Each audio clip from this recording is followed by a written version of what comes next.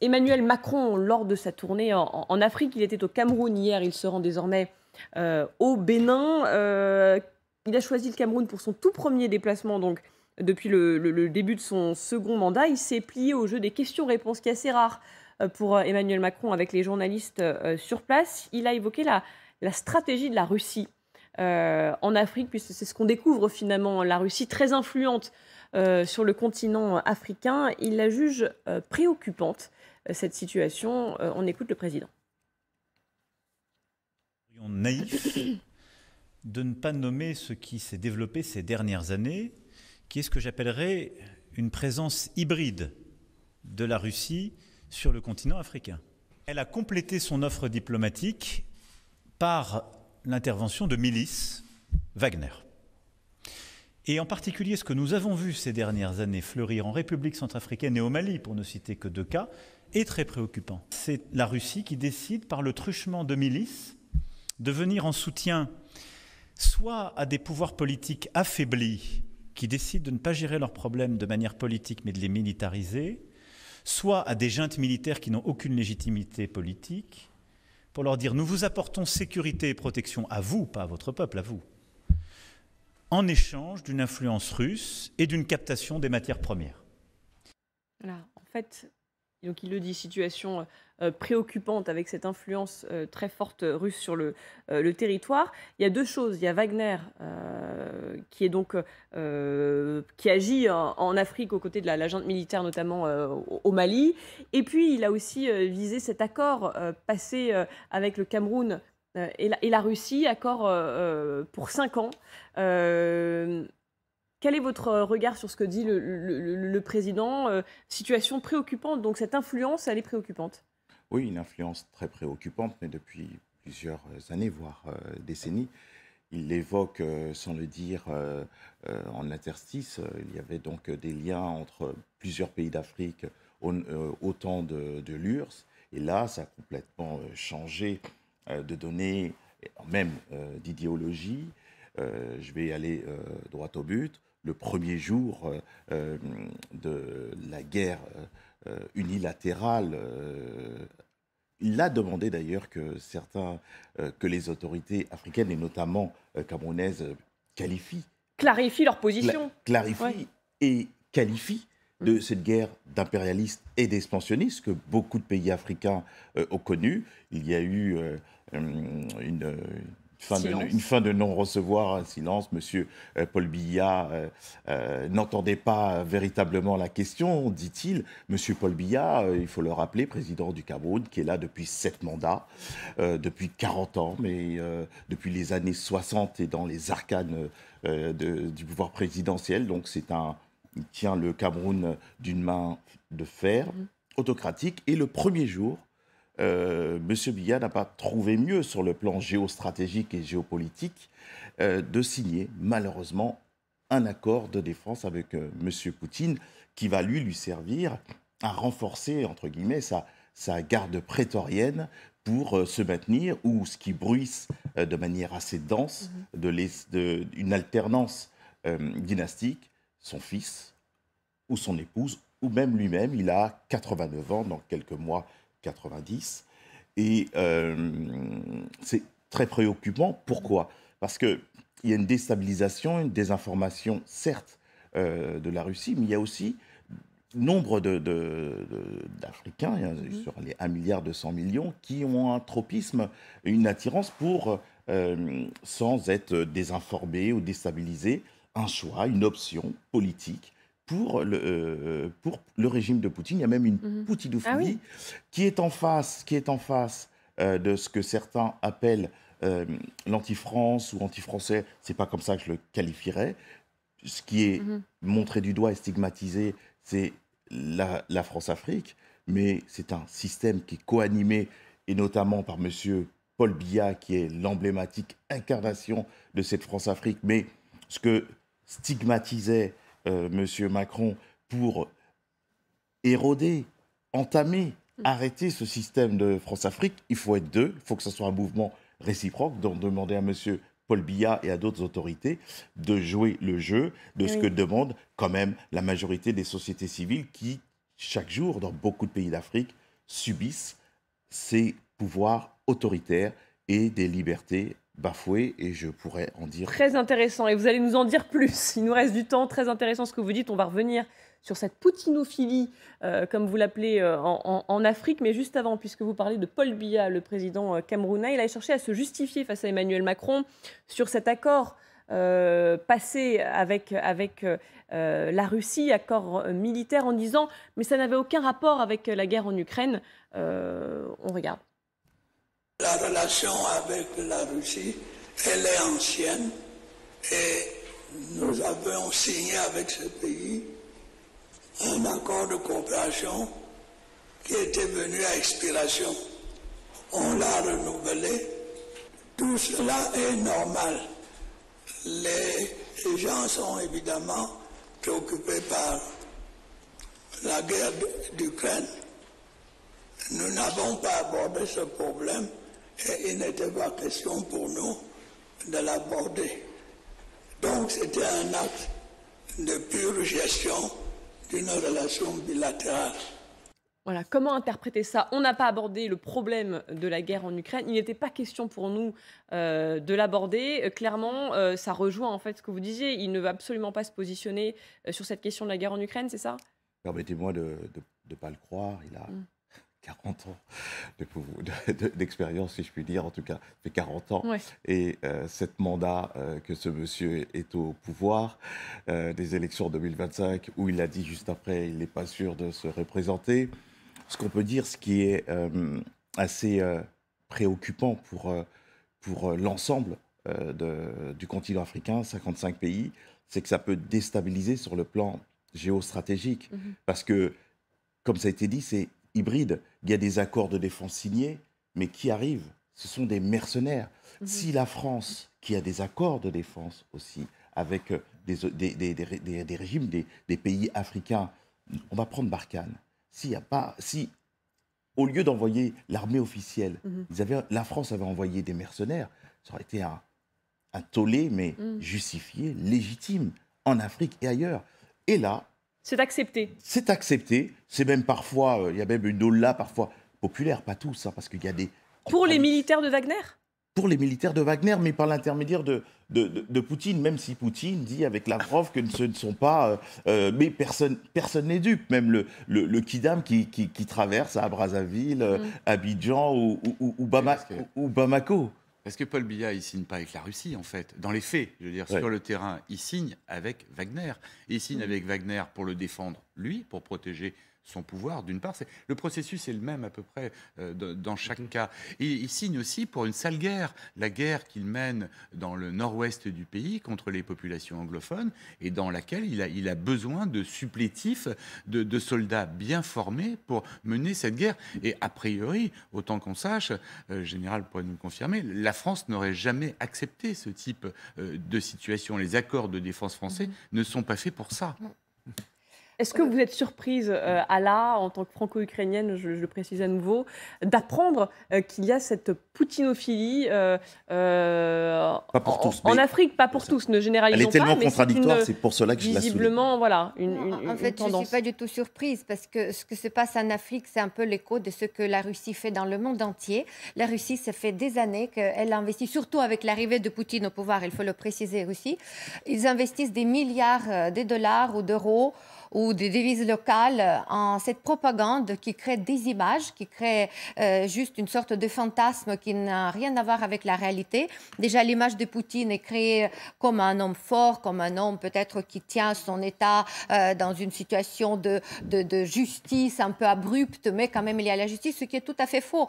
Et les Africains, le problème, je pense qu'aucun dirigeant africain n'est dupe de la situation. Ce sont des gens quand même qui sont intelligents, qui regardent ce que se passe et ils comprennent très bien le caractère de cette guerre, l'agressivité de la Russie, le caractère impérialiste de la guerre, mais aussi pour moi le problème de l'Afrique, vous savez, c'est comme dans la situation, je parle sous votre contrôle monsieur, mais c'est comme dans la situation quand quelqu'un est affamé, on dit pour l'aider à sortir de la famine, ne lui donnez pas à manger, apprenez-le à chasser ou à faire la pêche, à produire sa nourriture. Et l'Afrique, ça fait des années qu'elle est un peu suspendue à toutes sortes de donations, d'aides, de subventions de l'Occident pour pour survivre, etc. Pour moi, l'Afrique aussi doit prendre un peu son destin en main, et ça lui destin en main pour construire un peu leur indépendance, notamment financière, et construire peut-être les États plus démocratiques où il n'y a pas ce genre de dynastie qui subsiste pendant des dizaines d'années au pouvoir, pour aussi être indépendant de régimes aussi totalitaires comme la Russie qui vient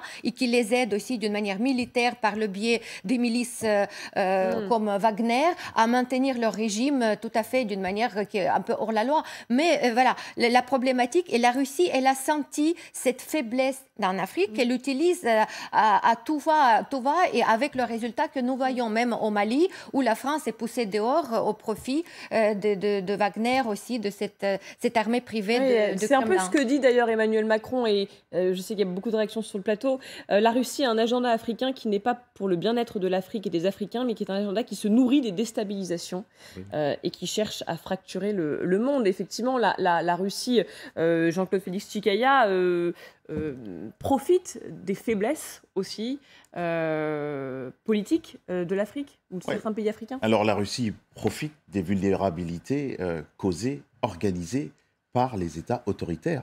Monsieur Billard l'est l'incarnation emblématique. Ce n'est pas des décisions d'affamés, parce que ce ne sont pas les peuples, pour certains, qui ont malheureusement des problématiques sociales et économiques. La conscience politique, la géopolitique des peuples est très puissante dans les 55 pays. Ils essaient, et parfois des opposants sont embastillés, comme au Cameroun, ou sont malheureusement dans des espaces où on ne ressort plus. Et il y a bien une foultitude de partis qui essaient, depuis des décennies, de combattre ce type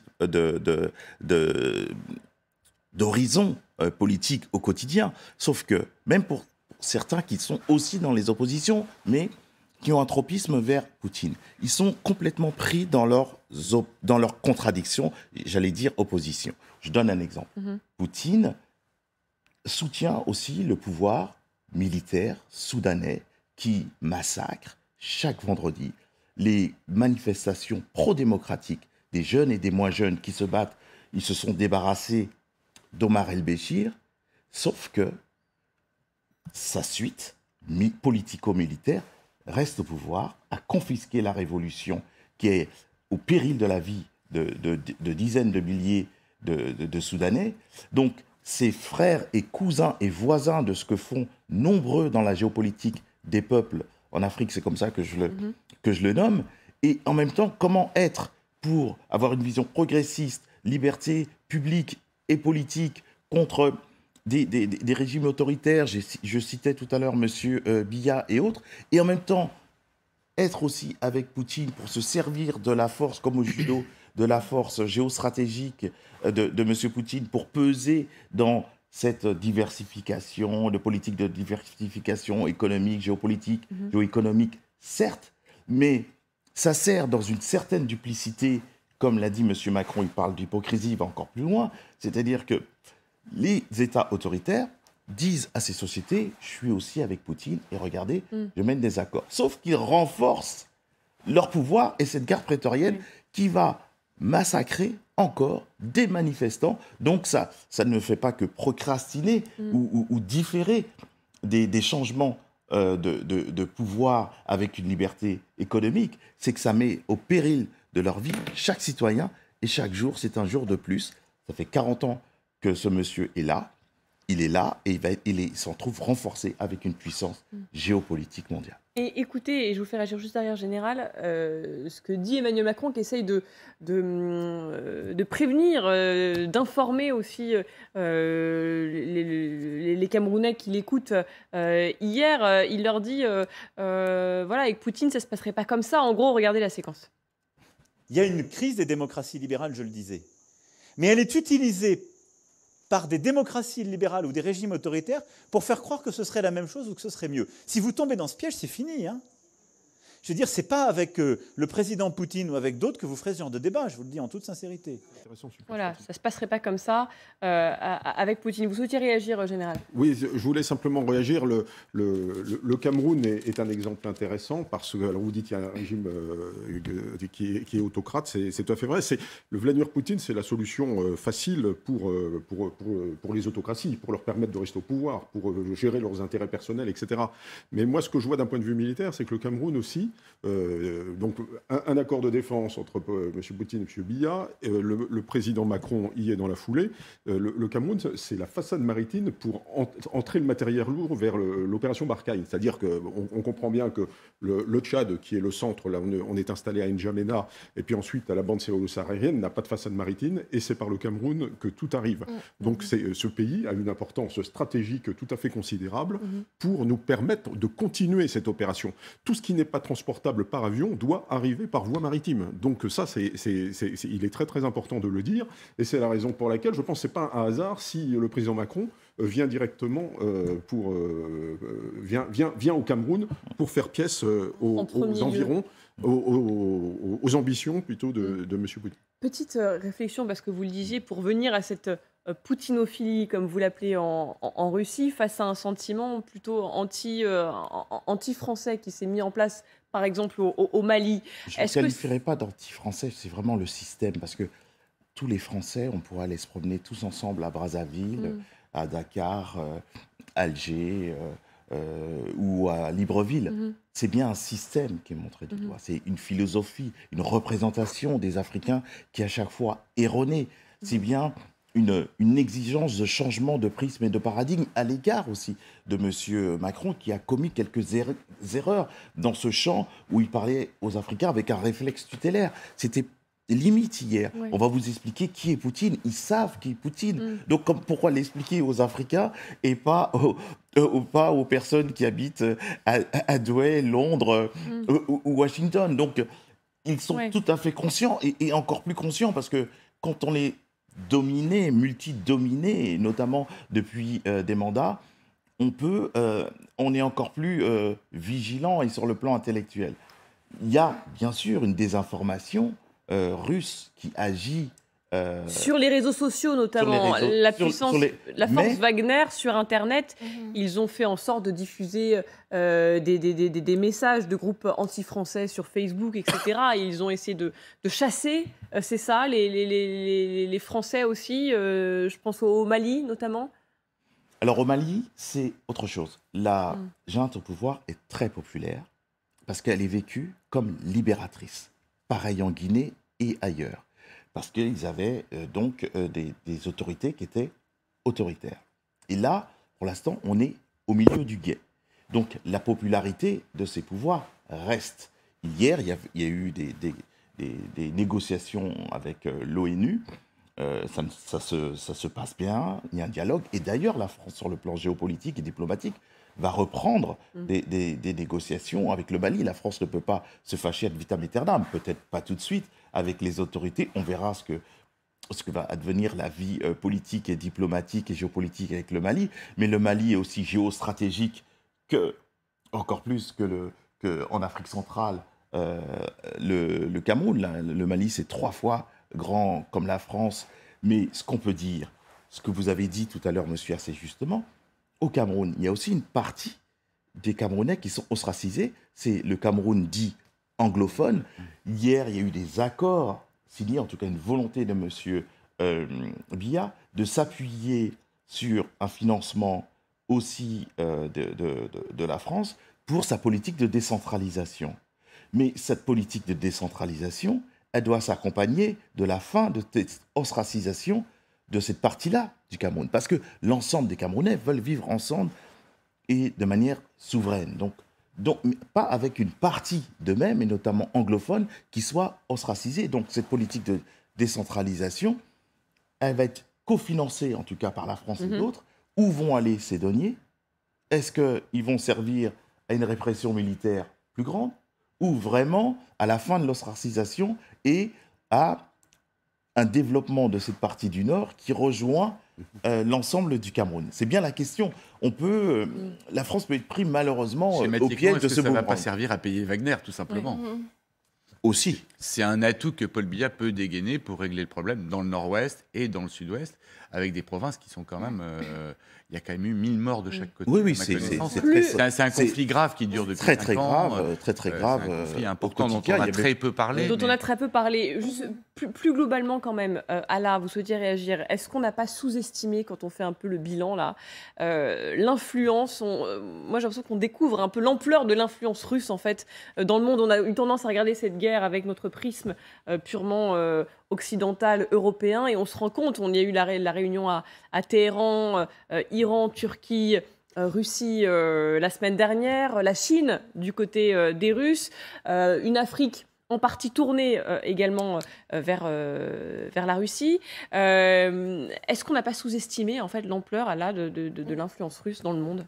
Bien évidemment, l'Occident a complètement sous-estimé cette influence de la propagande, parce qu'il faut dire que c'est vraiment la propagande qui est construite, il y a un plan d'action, il y a des gens qui agissent, il y a les délais, il y a des objectifs à atteindre. C'est un vrai programme de la Russie contre le monde entier. Et nous disions ça depuis des années, en commençant déjà, en faisant un accent sur le Brexit. On a vu les influences des réseaux sociaux aussi dans des différents processus démocratiques en Europe. Et quand on voit aussi l'argent surtout qui est investi par la Russie dans la propagande en Afrique, on n'est même pas étonné de ce qui se passe. Mais il faut seulement vraiment saluer la prise de conscience du président français de cette propagande, aussi la mise en garde des dirigeants africains devant le danger à venir. Et vous savez, on voit cette puissance de la Russie aussi, comme j'ai lu récemment, c'est-à-dire hier, Joseph Borrell qui a parlé... chef de la diplomatie européenne. Oui, qui a parlé justement, elle dit quand Lavrov va en Afrique pour parler des problèmes africains et accuser l'Europe et les sanctions européennes dans ces problèmes économiques africains, tout le monde reprend ses paroles. Quand moi, Joseph Borrell, je vais en Afrique pour dire le contraire, personne ne l'écrit nulle part. Alors, c'est quoi ça? Ça veut dire qu'il y a une forte influence quand même de la propagande russe. Et on terminera là-dessus sur cette question-là. Merci beaucoup Jean-Claude de Félix Chikaya, c'était passionnant.